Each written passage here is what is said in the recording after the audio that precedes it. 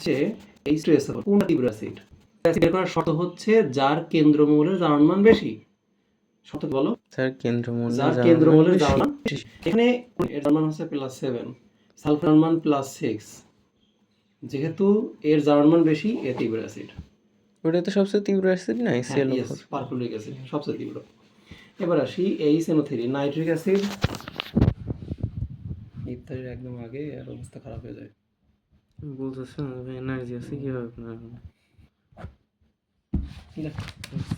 Nitric acid, এই nitric অ্যাসিডে নাইট্রোজেনের দ্রবণমান কত? +5। 3 × 6 1 বাদ দিলে 5। এখানে 4 × 8 3 বাদ দিলে +5। মানে বুঝছো আমি কেমনে বের করলাম দ্রুত?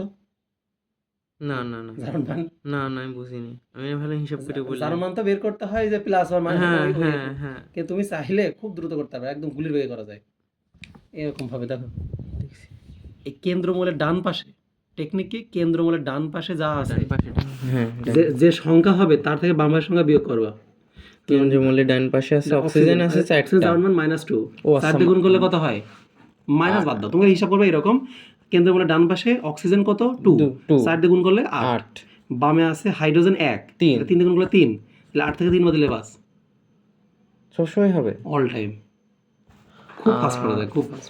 তাহলে 3 2 6 1 বাদ দিলে 5, 6 1 বাদ দিলে 5। 4 2 4 2 সবসময় ডান পাশেরটা গুণ করব, বাম পাশেরটা মাইনাস করব। 4 2 8 1 বাদ দিলে 7, 4 2 8 2 বাদ দিলে 6। আচ্ছা ঠিক আছে, দ্রুত করা যায়। এমসিকিউ না, হ্যাঁ হয়ে গেল। আচ্ছা এবার দেখো তো দুইজনের দ্রবণমান একই না ভিন্ন? কোন দুইটার? এই দুইটার সেম হচ্ছে। হ্যাঁ আমরা জানি যার দ্রবণমান বেশি সে তীব্র অ্যাসিড, কিন্তু এখানে দুজন দ্রবণমান কি সেম? যদি দ্রবণমান সেম হয় তাহলে যার আকার ছোট সে তীব্র অ্যাসিড। প্রথম শর্ত যার দ্রবণমান বেশি সে তীব্র অ্যাসিড। 2 নম্বর শর্ত দ্রবণমান যদি সেম হয় যার আকার ছোট সে তীব্র অ্যাসিড। এখানে নাইট্রোজেনের আকার ফসফরাস অপেক্ষা ছোট, এ তীব্র অ্যাসিড। ছোট বুঝবো কিভাবে? এখানে বুঝলাম যে এখানে একটু নাইট্রোজেনের শক্তি স্তর 2টা আর ফসফরাসের কেন্দ্রীয় মৌলের আকার ধরবো। হ্যাঁ এই যে নাইট্রোজেনের শক্তি স্তর এরকম 2টা আর ফসফরাসের শক্তি স্তর এরকম 3টা।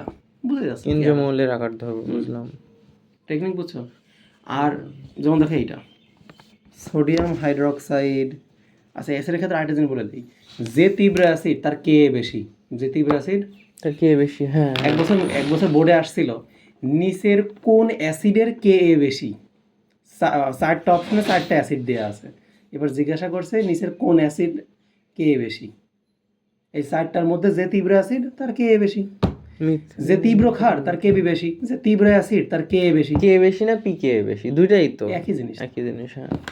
আচ্ছা এবার দেখো sodium hydroxide, potassium hydroxide, sodium carbonate, potassium carbonate. পরীক্ষায় আসবে কোনটা তীব্র ক্ষার।